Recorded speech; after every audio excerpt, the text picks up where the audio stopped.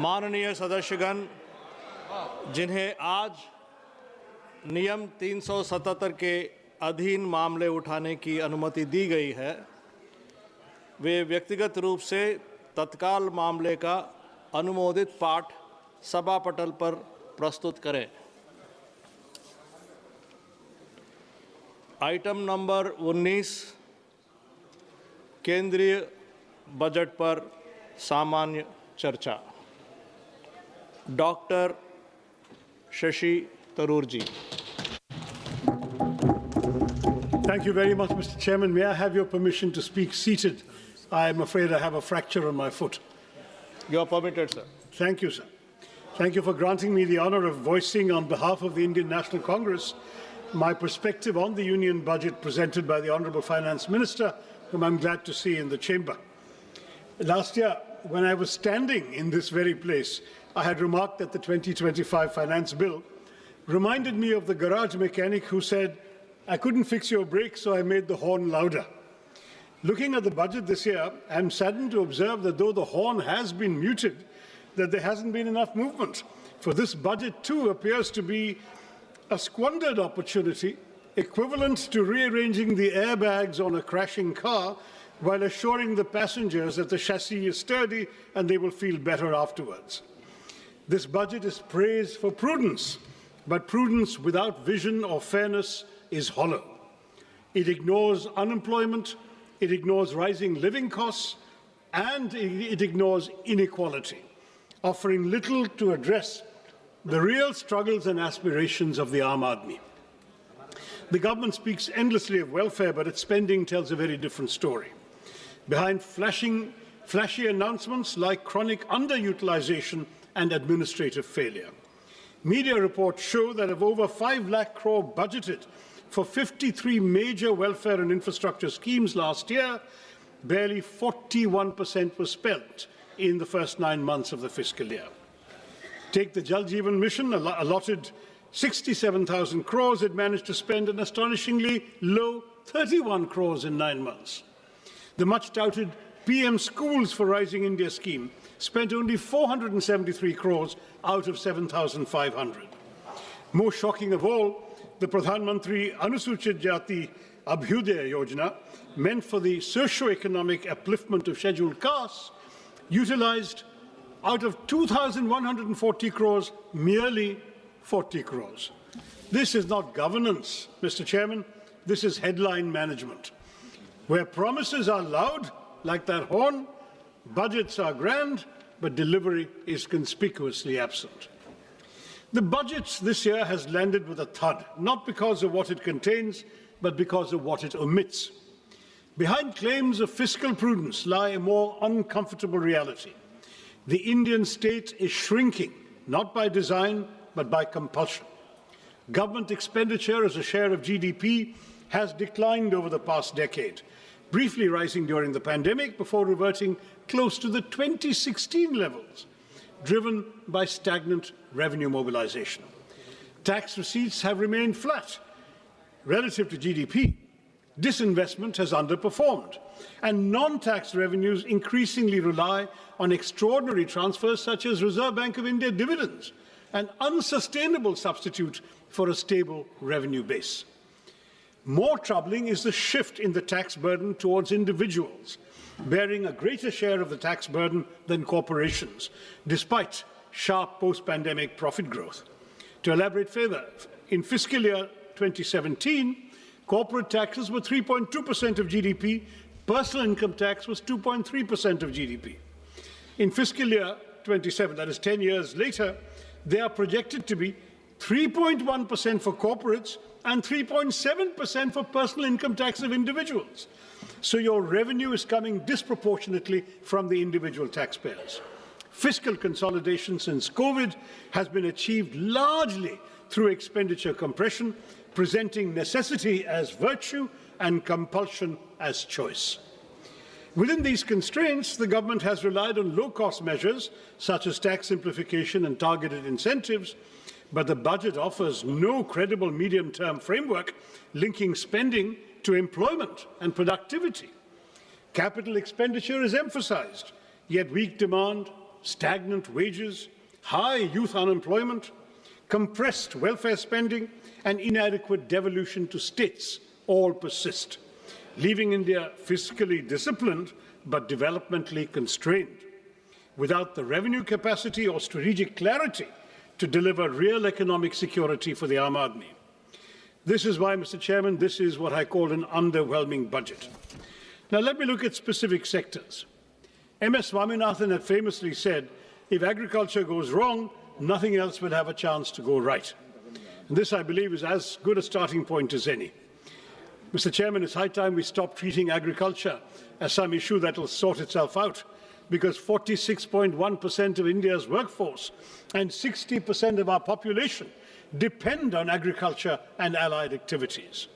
Despite agriculture contributing 16 to 17% of GDP, it receives only 3% of this union budget, 1.62 lakh crore, which is a 5.1% cut from last year's 1.71 lakh crore. Now, this underinvestment is all the more alarming, Mr. Chairman, given the existential threats facing Indian agriculture today. This sector, vital as it is increasingly threatened by climate change and misaligned farming practices. Nearly two-thirds of the country are prone to drought, and the toll of weather-related disasters has been severe. Yet the Fasal Bima Yojana, meant to protect farmers, has failed. Flawed assessments and opaque settlements have reduced compensation to token amounts, 1 rupee, 3 rupees, 21 rupees, as your minister himself has acknowledged, turning protection into systemic injustice. Matters are worsened by cuts that leave the scheme at its lowest budget allocation in 8 years, fueling fears that new initiatives will repeat a familiar cycle of announcement without commitment, as seen last year when Gradley announced missions on cotton technology, pulses, vegetables, fruits, and hybrid seeds, all quietly faded with zero funding in the revised estimates. These announcements are like modern courtships, promises without commitment. That's what this government does to us. At a time when farm distress is deepening, the budget silence on revising the PM Kisan Nidhi disbursement speaks louder than any promise made elsewhere. हमारे किसानों की आय दोगुनी करने का वादा तो आपसे पूरा हो नहीं पाया। कम से कम उनकी सम्मान निधि ही बढ़ा दीजिए। पिछले 6 सालों से ये सिर्फ 6,000 रुपए पर ही अटकी हुई है। While there is an imperative need for breakthroughs in research and development and AI-driven agricultural technologies, paradoxically, funding allocations for agricultural research and education have dipped by 4.8% from the previous year's 10,466 crore, that's now to 9,967 crore, decreasing precisely when the finance minister is announcing new AI schemes. And frankly, Madam, touting a new AI app when the majority of our farmers can't afford fertilizers, harvesters, or tractors seems rather detached from reality, except of the virtual kind. Now, this budget speaks at length about crops from cashews to coconuts, yet ignores one of agriculture's most persistent concerns, pepper. Once hailed as black gold, the sector is now in distress in my state. In Kerala, which is one of the country's leading producers of pepper, output has fallen from 40,000 plus tons to 30,000 tons and is projected to decline by a further 28.7% in the foreseeable future. The uncomfortable truth, Mr. Chairman, is that our spice market faces such deep challenges today that if history repeated itself, the British might not even bother looting us for it. Next to unemployment. This House has had this conversation far too many times. We recite the same statistics, express the same concerns, and then move on, while unemployment quietly worsens. The data at the end of 2025 makes one thing unmistakably clear. Rural unemployment has stagnated at 3.9%, while urban unemployment continues to rise, ending at 6.7% in December. The crisis is now starting to concentrate where aspirations and frustrations are colliding in our cities. And yet even the centre's flagship responses have failed to rise to the moment. Under the Pradhan Mantri Kaushal Vikas Yojana, barely 41% of certified candidates secured placements. More than half of those jobs were concentrated in just 5 sectors. And of the 1,380 crores released, 278 crores remained unutilized. The Prime Minister Internship Scheme tells a similar story. Allocation 10,831 crores. Ministry spends 526 crores in the first 9 months. This pattern is recurrent, sir.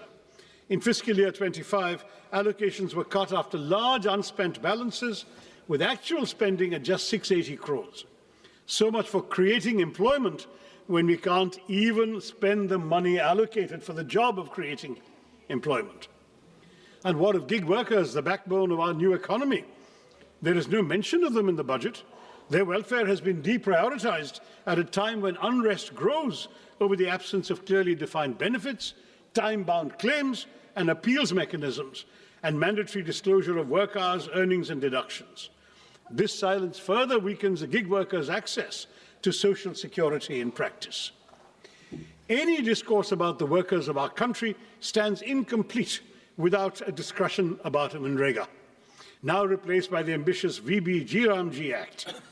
It increased guaranteed work days from 100 to 125, introduced weekly wage payments, but at the same time it hollowed out the legal employment guarantee.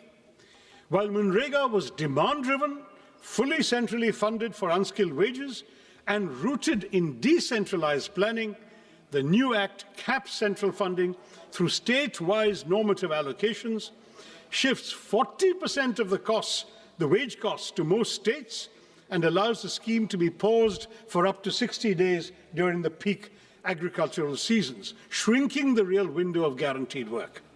Once a state's allocation is exhausted, workers' statutory right to employment effectively ends. This converts an open-ended rights-based program into a budget-restricted, centrally rationed scheme where fiscal ceilings override legal entitlements. The VB-G Ramji scheme received a massive allocation of 95,000 crores in this budget, yet it has a major overlooked flaw that also needs to be addressed as soon as possible, Madam Minister. It attempts inclusion, but perhaps unintentionally drives technological exclusion. Manrega trusted the panchayats and gram sabhas to plan work based on local needs and community strengths. But the G Ramji Act mandates dashboards with GIS tools, PM Gati Shakti layers, central digital stacks. Local priorities are filtered through a Viksit Bharat National Rural Infrastructure Stack, making biometrics, geotagging, dashboards, and AI audits statutory requirements. Thus, for millions of tech workers, rural workers, one tech failure will mean exclusion without appeal and work without skill considerations. Now, when you have millions struggling to find work, Mr. Chairman, the least the government can do is to ensure that they move freely across the country to seek opportunities. But here too, Mr. Chairman, we see a pattern of neglect that is as consistent as it is shameful.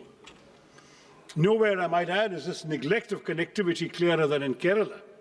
Despite repeated demands for new railway lines to decongest existing routes, the state finds no mention in the Finance Minister's much-touted 7 high-speed railway corridor initiative. One is compelled to ask, does strategic connectivity end where political inconvenience begins?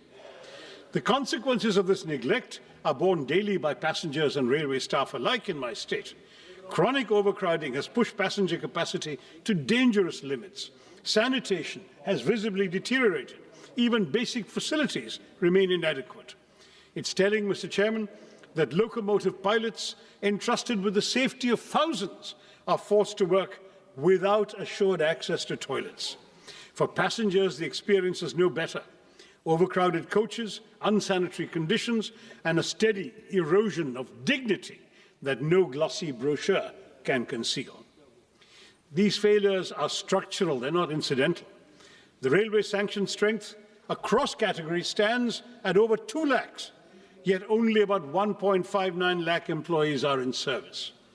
This staffing deficit compromises safety, delays operations, and stretches frontline workers beyond reasonable limits. A railway system cannot run on announcements alone. Continued underinvestment in capacity, personnel, and basic human conditions risks turning the nation's lifeline into a symbol of administrative exhaustion. And it's not just railways, Mr. Chairman. We hear of national corridors and maritime ambitions, but Vizhinjam Port, India's gateway to global trade, our only port that can host the world's largest container ships, is treated as a local afterthought, with no central support announced for the road and rail connectivity that is hampering its potential as a world-class transshipment port. Similarly, while 20 new national waterways are to be operationalized, it remains unclear how many, if any, will benefit Kerala. Ship repair ecosystems are promised in Patna and Varanasi, but not in a state with 44 rivers and a rich inland waterway network. Our coastal communities, Mr. Chairman, face the deadly peril of sea erosion that has already leached so much of our territory into the sea. But there is no money for the sea walls and groins so essential for coastal protection. I have been raising this repeatedly in the House over the last 15 years. The centre tells me it's a state's problem. The state says it has no money. So we continue losing our territory, our seafront, to the marauding ocean. The lives and livelihoods of our fisherfolk, mostly living below the poverty line, are apparently of no concern to our budget makers either. And if maritime connectivity disappoints, Mr. Chairman, should we rely on the air? The regional connectivity scheme, which promised to give wings to the armed Nagrik, to lift aspirations off the ground, make the skies accessible to all, yet today, many of those promises lie grounded. Nearly a decade on, at least 11 airports launched under UDAN have seen flights taper off or disappear altogether. Runways without aircraft, terminals without passengers, skies conspicuously empty. Last year, we were promised a modified UDAN with 120 new destinations and 4 crore passengers. But in this budget, Mr. Chairman, UDAN does not even earn a mention. Not just that, but for fiscal year 24-25, a total of 81 airports owned and operated by the Airports Authority have incurred financial losses. Duopolies have led to declining service quality, with the Indigo fiasco exposing the vulnerabilities of our airline industry. When aviation policies cannot stay airborne beyond announcements, one must ask whether this government is still committed to democratizing the skies, as it claims, or rather, as the minister claimed last year. Mr. Chairman, if connectivity cannot move people physically, one would hope education might lift them socially and economically. But here too, we see a betrayal of promises. India speaks of global excellence while presiding over domestic neglect. The national education policy promised 6% of GDP for education. Years later, spending remains at barely 4%, with the union government contributing only 0.4% and leaving states to shoulder an unsustainable burden. The consequences are visible and damaging. Over 1.5 lakh schools lack electricity, thousands lack toilets, ramps, or basic facilities for children with disabilities, and the foundations of learning continue to crumble even as we advertise world-class universities. This neglect hits the most vulnerable the hardest. For scheduled castes, enrollment falls from 99% at the preparatory stage to 70% at the secondary level. For scheduled tribes, from 99% to just 67%. These numbers reveal a system where poverty pushes students out of classrooms and into premature work. We are told artificial intelligence will shape our future, yet only 52% of government schools have functional computers, just 58% have internet access. Where is artificial intelligence going to come to these schools? Technology without access is not transformation, Madam Minister. It is exclusion by design. Continued underfunding paired with grand promises will not uplift our children. It will mortgage India's future at a discount. Mr. Chairman, if education is one pillar of development the government should care about, health is surely the other. Budgets may speak in numbers, but nations are built in flesh and blood. And any budget serious about India's economic potential must invest in human capital, because healthcare is not charity, it is foresight. Yet public health spending remains below 2% of GDP, missing even the government's own promise of 2.5% after COVID. An allocation of over 1 lakh crore to the health ministry may sound impressive, But ambition must be measured in proportion, not in numbers. The consequences are now visible beyond government hospitals. Since 2019, over 600 private hospitals have exited the Ayushman Bharat Jan Arogya Yojana, revealing the fragility of coverage without delivery. Insurance that arrives late is merely distress deferred. Meanwhile, the fundamental determinants of health, clean air, safe water, nutritious food, and mental well-being continue to deteriorate even as disputes rise and mental health indicators worsen. A nation that seeks economic greatness cannot afford to economize on the health of its people. While you propose, Madam, exempting 7 additional rare disease drugs from import duties, your centres of excellence for rare diseases are few, unevenly distributed, and unable to utilize even the insufficient funds allocated, leaving thousands of patients to die every year for lack of treatment. And nowhere is this pattern of neglect more glaring than in the case of the long-promised AIMS in Kerala. First year of the NDA government, the promise was announced. The promise still remains unrealized. A state with one of the strongest public health records in the country continues to wait, while this budget, like its predecessors, offers neither clarity, nor timelines, nor urgency. 22 AIMS have been sanctioned across India, Mr. Chairman, but when it comes to Kerala, the silence is deafening. And AIMS that is not even a dot on a map is not institution building, it is institutional disregard. Kerala does not lack need, capacity, or credibility. What it lacks, it seems, is visibility in this government's priorities. Why, Mr. Chairman, is Kerala invisible to this government? I'd like to know. Equally telling is the silence on air pollution. After months of public outrage and choking headlines, the finance minister's speech found space for everything except the air we breathe. The National Clean Air Programme still runs on 2009 standards, weaker than the WHO's PM 2.5 norms, even as pollution control funding has been cut from 1,300 crores to 1,091 crores this year. A budget that saves on rupees but ignores the air its citizens breathe reduces development to bad arithmetic, not good progress. Mr. Chairman, the announcement of 3 new National Institutes of Pharmaceutical Education and Research, or NIPA, raises a troubling question of balance and intent once again.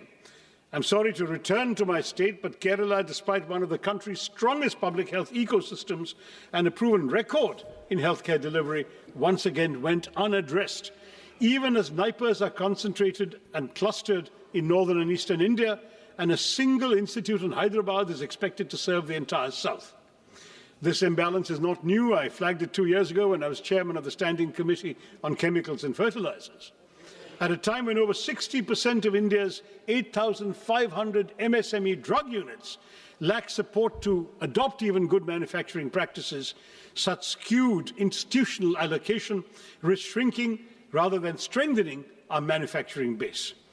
It also does little to reduce our dependence on China for nearly 2/3 of key active pharmaceutical ingredients, or to correct India's anemic R&D investment of just 0.64% of GDP, with even large pharma firms spending under 1% of net sales on their research.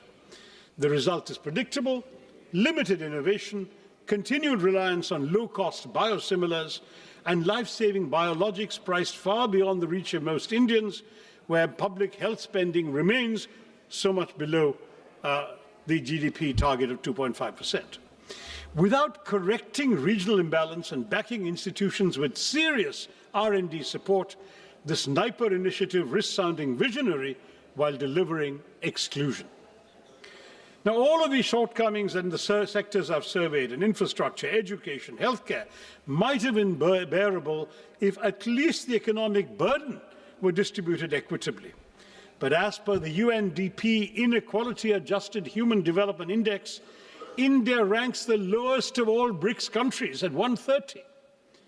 The silent shock absorbers of this economy are the middle class. They are now cracking under the strain. The symbols of success we see today, smartphones, cars, lifestyle assets, are only sustained by EMIs, Mr. Chairman, for the middle class, leaving the Aam Aadmi little room for health insurance, for savings or medical emergencies. Credit cards are once a luxury or a convenience. They've now become a lifeline. Defaults rose 28% last year to 6,742 crore rupees, not because Indian households are reckless, but because they're running out of room to breathe. With 2.9 lakh crore rupees in outstanding dues and 10.5 crore cards in circulation, borrowing has become the price of staying afloat. Even as households struggle, the tax burden has quietly shifted onto them. Personal income tax now contributes over half of all direct taxes, while the corporate share declines, as I mentioned earlier. And while last year's budget at least acknowledged middle-class housing stress through the Swami Fund, this budget offers only silence. Inflation may look subdued on paper, but for citizens, the cost of living has merely been shifted. When the state fails to provide clean air, safe water, and uncontaminated food, households are forced to buy privately what should be public goods: air purifiers, water filters, basic safeguards. This burden is unequal, Mr. Chairman. The privileged can protect themselves, while the poor remain exposed. A nation cannot grow by exhausting the very people who sustain it. The Aam Aadmi, who are financing this government, are being sent deeply troubling signals on taxation. A one-time concession allowing special economic zone manufacturing units to sell domestically at reduced duties is little more than tokenism when the SEZ ecosystem itself is collapsing, with hundreds of zones shut and employment in free fall. More disturbing still is the withdrawal of income tax exemption on disability pensions for defence personnel. This move weakens social protection for disabled veterans who have risked their lives for our country and draws an indefensible line between service-related disabilities and abdication of the state's moral duty to those who have made such sacrifices for the nation. Now, I'd like to acknowledge that amid this disaster and disorder, there has been some measure of fiscal discipline. The fiscal deficit has edged down from 4.5% to 4.4%. Minister speaks of a further reduction to 4.3%, and that sounds reassuring on paper. But I've been in this House long enough, Mr. Chairman, to remember when her predecessor, the late Arun Jaitley, as Finance Minister, set a target of 3.5%.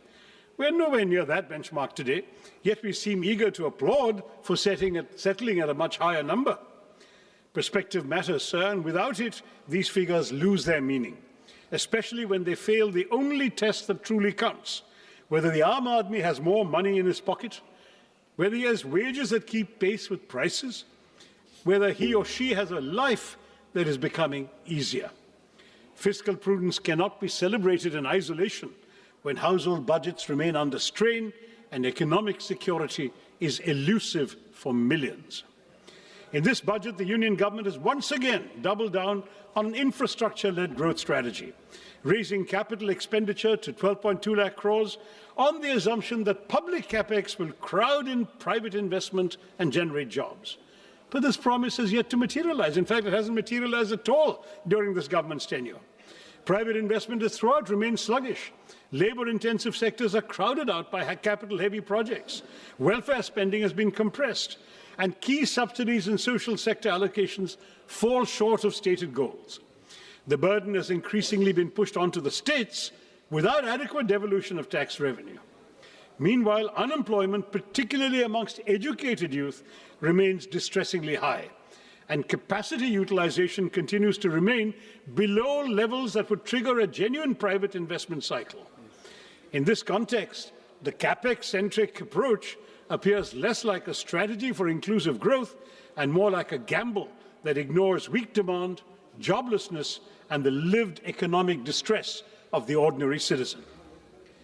Mr. Chairman, no nation can develop on slogans or headlines alone.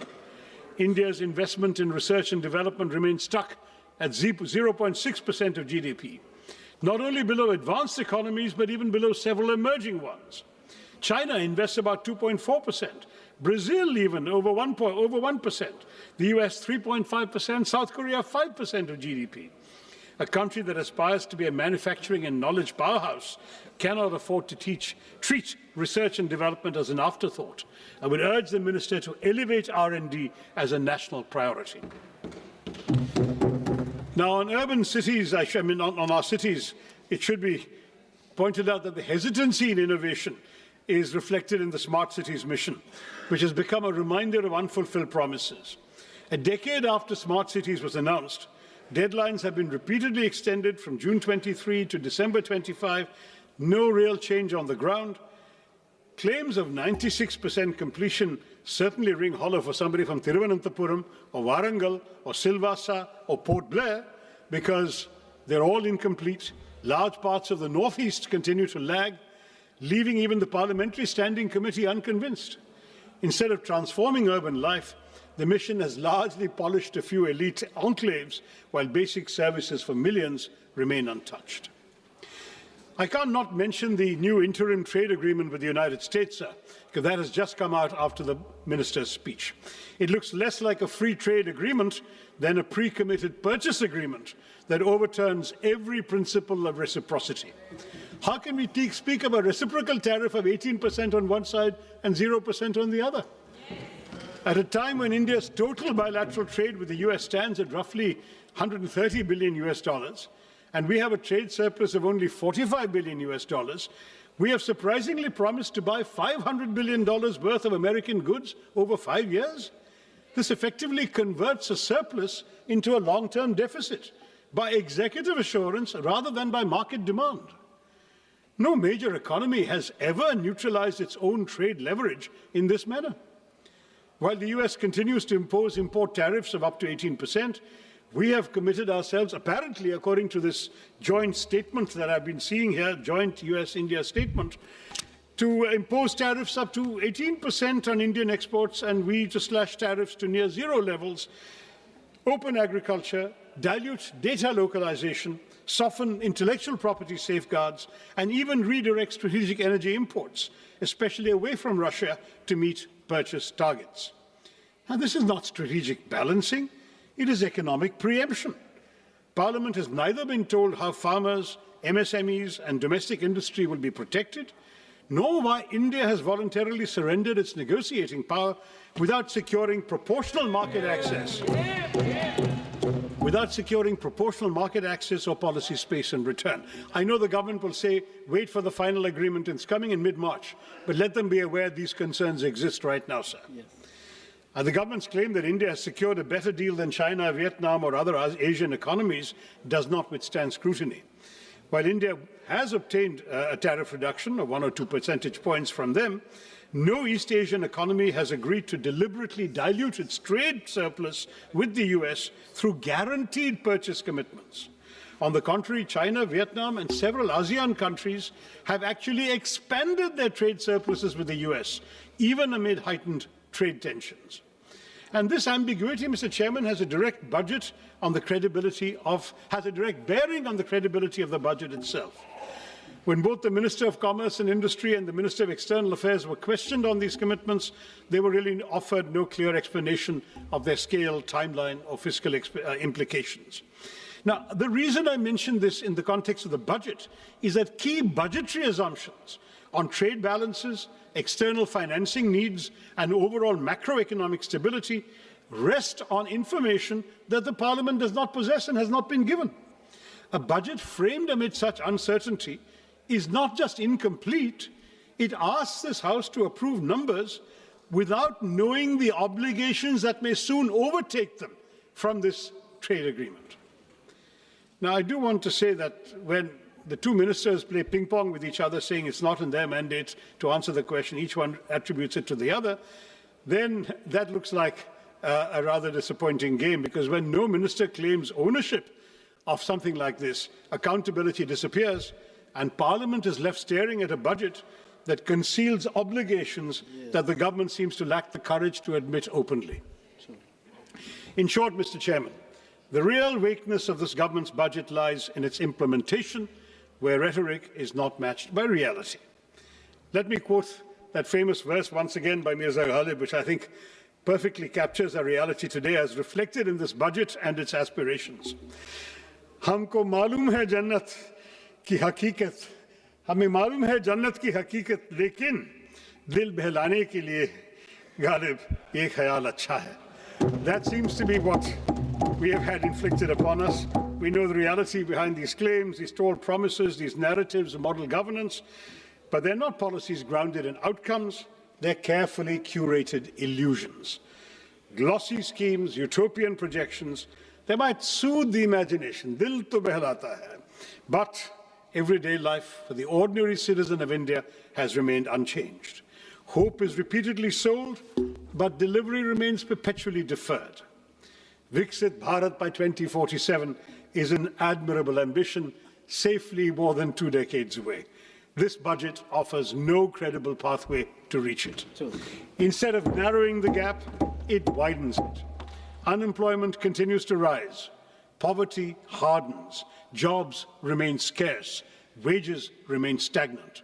Small businesses, already gasping for relief, are smothered under layers of compliance, while informal workers, gig workers who sustain our economy with their labour are pushed further into invisibility and insecurity. Government promises railways, yet stations crumble. They speak of flight, yet Udan has flown away. Our pepper, once celebrated as black gold, withers under neglect.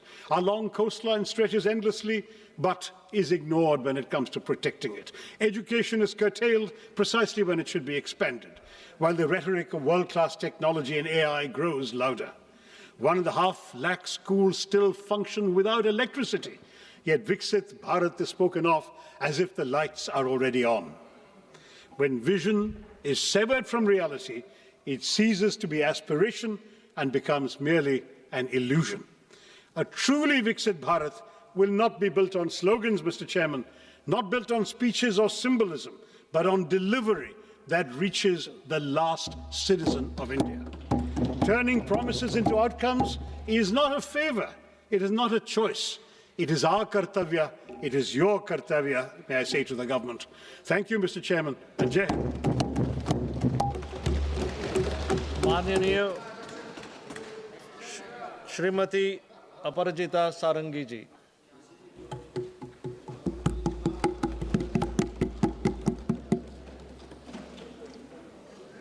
It is my pleasure and privilege to talk about the Union Budget for the financial year 26-27.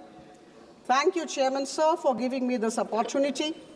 At the outset, I commend Honorable Finance Minister, Madam Nirmala Sitharaman, for giving to this country of 1.4 billion people her 9th